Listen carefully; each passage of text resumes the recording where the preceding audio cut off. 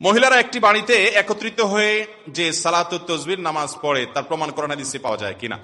একত্রিত হয়ে মহিলারা কোন জায়গায় সালাতুত তাসবিহ নামাজ পড়বে এরকম কোন নির্দেশনা কোরআন হাদিসে কোথাও 5 ওয়াক্ত নামাজের জন্যই মহিলাদেরকে মসজিদে যেতে উৎসাহিত করা হয় নাই, বরং নবী সাল্লাল্লাহু আলাইহি ওয়াসাল্লাম বলেছেন ওয়াবুয়ুতুন্না খায়রুল লাহুন্না, মেয়েদের জন্য বাসায় নামাজ পড়াটা অধিকতর উত্তম। তবে তারা বাইরে গেছে, বাজারে গেছে, ডাক্তারের কাছে গেছে, মার্কেটে গেছে, সেখানে গিয়ে তারা ডাক্তারের কাছে বা কাজে গিয়ে বা বাহিরে গিয়ে বেড়াতে গিয়ে সফরে থেকে নামাজের ওয়াক্ত হয়েছে, অবশ্যই বাজারের বা সেসব মসজিদে মেয়েদের সালাতের ব্যবস্থা থাকা দরকার, যাতে করে মেয়েদের ওয়াক্ত হলে সালাত পড়তে পারে।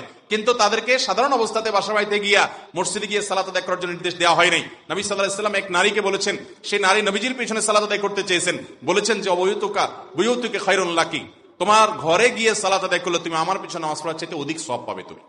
এজন্য মেয়েরা সালাতুত তাসবিহ ইত্যাদির জন্য একত্রিত হওয়া, জামাতবদ্ধভাবে নামাজ পড়া এটা জায়েজ নাই, এটা বিদআত হবে, শরীয়তে এরকম করে নির্দেশ দেওয়া হয় নাই।